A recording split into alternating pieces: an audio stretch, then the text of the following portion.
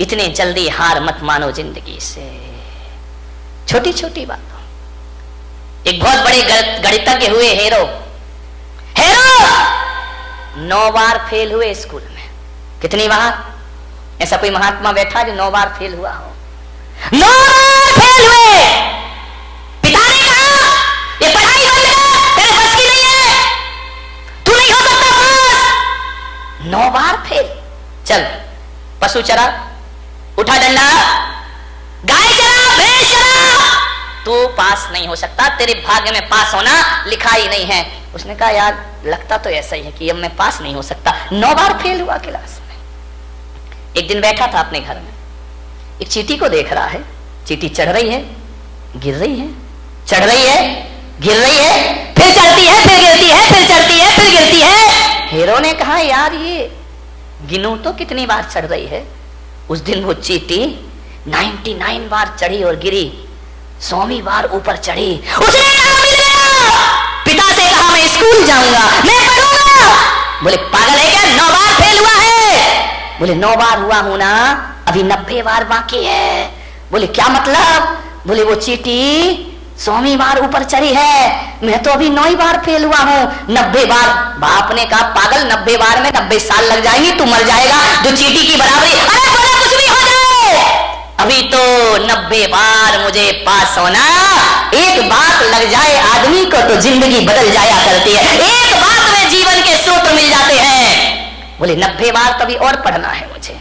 बहुत जिद की पिता से, पढ़े लिखे, मालूम है 10वीं बार में वो बच्चा पास हो गया और वो सबसे बड़ा गणितज्ञ बन करके खड़ा हो गया।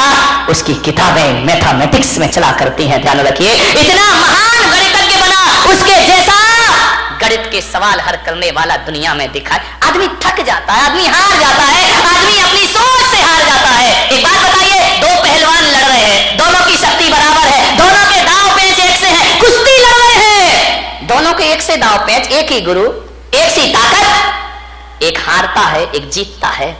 बताओ भाई कौन हारेगा कौन जीतेगा? बोलिए, आपसे मेरा निवेदन है। दोनों लड़ रहे हैं, एक सी ताकत है, एक से दांव पेंच है, कुश्ती लड़ रहे हैं। एक से वजन और एक सी ताकत वाले होने के बाद भी एक तो हारेगा ना, एक जीतेगा। कौन हारेगा?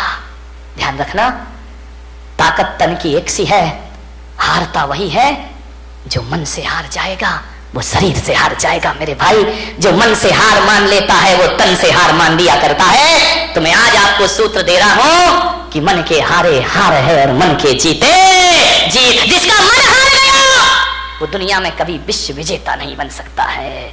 सम्राट सिकंदर अंतिम सांस तक विश्व विजेता के सपने देखते रहा। मान्यवर, सपने देखिए, देखना चाहिए।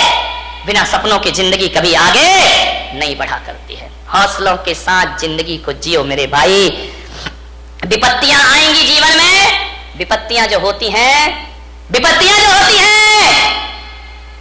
वो पार्ट ऑफ लाइफ है आदमी के जीवन में, जीवन का एक हिस्सा है। विपत्तियां पार्ट ऑफ लाइफ है और विपत्तियों में अपने आप को संभालना आर्ट ऑफ लाइफ हुआ करती है मेरे भाई। सबसे बड़ी कला हुआ करती है मुसीबतों में अपने को संभाल के रखना, बहुत बड़ी कला हुआ करती है। आर्ट ऑफ लाइफ बनाओ, पार्ट ऑफ लाइफ को ध्यान रखिए। जीवन की एक कला है जिंदगी, मौत से मत घबराइए। मान्यवर, जिंदगी जीने के लिए मिली है, इसे आत्महत्या की भट्टी में मत झोंकिए। पूरी जिंदा दिली के साथ जिंदगी को जीने का प्रयास करिए, जियो। बहुत आनंद है इस जिंदगी में। बच्चों पर इतने पढ़ाई का प्रेशर मत डालो। बच्चों की कामयाबी देखना है या काबिलियत देखना है? माने बात ध्यान रखना, आप कामयाबी के पीछे दौड़ते हैं, काबिलियत का ध्यान नहीं रखते हैं। बच्चों को कामयाब भले ना बनाओ, लेकिन बच्चों को काबिल जरूर बनाइए, ध्यान रखिए। कोई जरूरी नहीं है इतना प्रेशर मत डालो कि तुम्हारे बच्चे आत्महत्या करने को तैयार हो जाएं। अपने विचार उन पर मत लादिए, उनके ज्ञान की क्षमता को देखिए। वरना माँ बाप इतना प्रेशर डालते हैं और जब रिजल्ट आता है तो हमारे घर का चिराग अपने हाथों से फांसी के फंदे लगाकर दुनिया से विदा हो जाया करता है। ध्यान रखिए, डिप्रेशन में जी रहे हैं लोग, तनाव में जी रहे हैं लोग, ज्यादा और जल्दी के चक्कर में जी रहे हैं लोग, ज्यादा और जल्दी नहीं। ध्यान रखना, यहाँ तो संसार है, राजपाट छिन भी जाए तो वनवास में राम लक्ष्मण स्वर्गों जैसा जीवन जी करके दिखा दिया करते हैं। जिंदगी को जियो, पूरी आशा से जियो, पूरे विश्वास से जियो। आत्महत्या के अंधे कुएं में छलांग मत लगाओ। यदि आप ऐसे विचार, महिलाओं से मेरा निवेदन, पुरुषों से मेरा निवेदन है बड़ी विनम्रता के साथ, जब अपनी उपलब्धियों पर अकड़ हो तो अपने ऊपर वालों को देखना।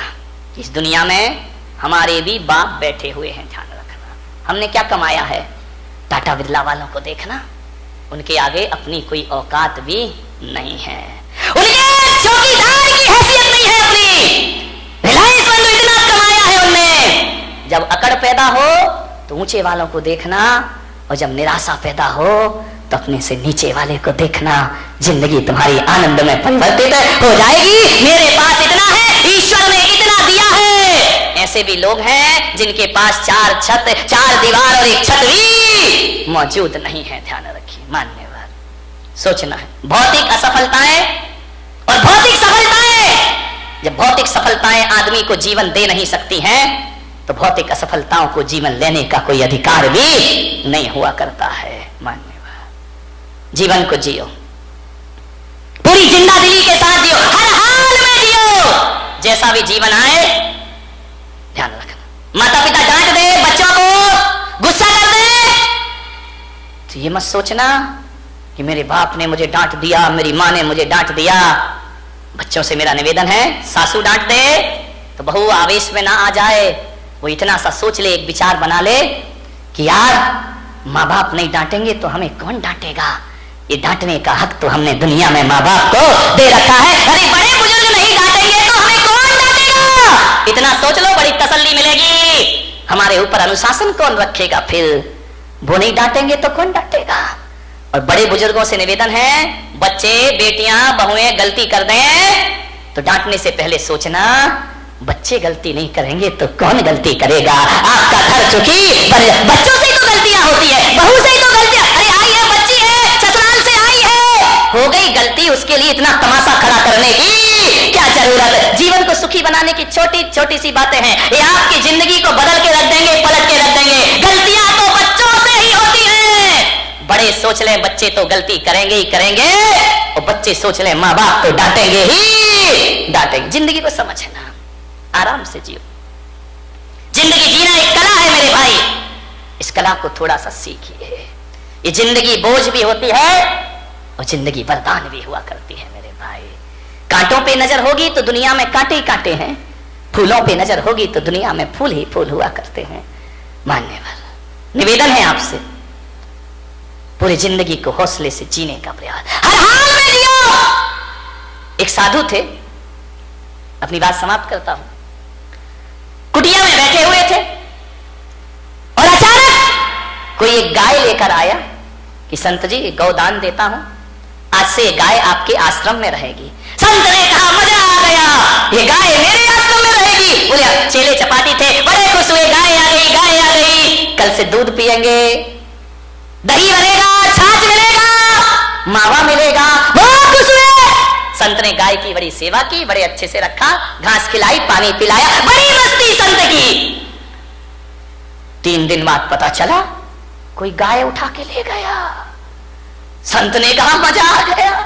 अरे चेलों ने कहा बाबा जी पागल हो गए क्या, गाय आई थी तब तो मजा आया था, ये चली गई तो अब गाय का, अरे बोले बड़ा मजा आ गया, बड़ी जिंदगी आनंद में हो गई। अरे बोले संत जी पागल दिमाग खराब हुआ, अरे बेटा नाचो, गाय गई, गाय गई। अरे बोले अब दूध कहां मिलेगा, मावा कहां मिलेगा, छाछ कहां मिलेगा। संत ने कहा एक तरफ गया वो दूध और मावा, अरे गाय गई तो गोबर उठाने की झंझट भी हमारे पास से चली गई। अब कहां की घास, मस्त रहो, भगवान का भजन करो। ध्यान रखिए, ऐसी जिंदगी जियो, राजी है हम उसी में जिसमें तेरी रजा है। यहाँ यूं भी वाह वाह है, यहाँ त्यों भी वाह वाह, हर समय वाह वाह है। ध्यान रखिए, मिल जाए तो कोई बात नहीं है, चला गया तो आनंद में जियो ना। लेकिन तुम्हारी जिंदगी निराशाओं में जाती है। एक गुलाब का पौधा ये सोचता है कि मैं नारियल के पेड़ की तरह बड़ा हो जाऊं। अब बाजू में लगा है, अब वो सोचे मुझे नारियल का पेड़ बना दे, नारियल का पेड़। अब गुलाब का पौधा कैसे पेड़ बन जाएगा? पेड़ इसलिए दुखी है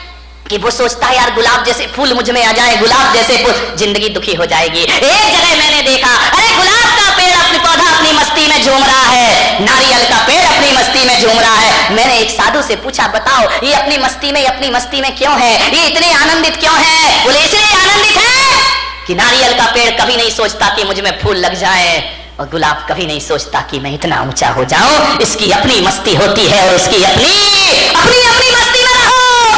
अरे मेरे भाई, पूनम की रात का जो सौंदर्य है ना, कभी कभी अमावस भी बड़ी सुंदर लगा करती है मेरे भाई। यदि अमावस की रात ना होगी तो पूनम का सौंदर्य कौन जान पाएगा? यदि जीवन में दुख नहीं होंगे तो सुख का स्वाद। एक बात बता, यदि जिंदगी में सुख ही सुख होता, दुख नहीं होता, तो क्या करते आप बताइए? सबको सुख, सब सुखी। अब कोई बोले ये छोटी उंगली, ये बड़ी उंगली, ये बीच की, अरे भाई क्या दिक्कत है? अब ये एक बात बताइए, यदि पांचों उंगली भगवान एक सी बना देता तो क्या करते आप? कल्पना करो, कभी सोचते हो ये पांचों उंगली एक सी हो जाती तो ना लिखने का आनंद ले पाते, ना खाने का आनंद ले पाते, सामान उठाते नहीं बनता। ध्यान रखना, हर उंगली का अपना अपना महत्व हुआ करता है। अंगूठा है और अनामिका है, तभी आप इससे कुछ लिख सकते हैं। ध्यान रखिए, ये बीच की उंगली है, ये ध्यान रखना, ये बीच की उंगली सबसे बड़ी हुआ करती है। ये उंगलियां भी इसके जैसी बड़ी होने का ख्वाब देख ले तो ये दुखी हो जाएंगे। ये अनामिका है, ये नहीं होगी तो सिंदूर कहां से लगाओगे और तिलक कहां से लगाओगे? बेचारा एक बार इन उंगलियों में झगड़ा हो गया, अंगूठा बोला मैं सबसे बड़ा। बोले क्या?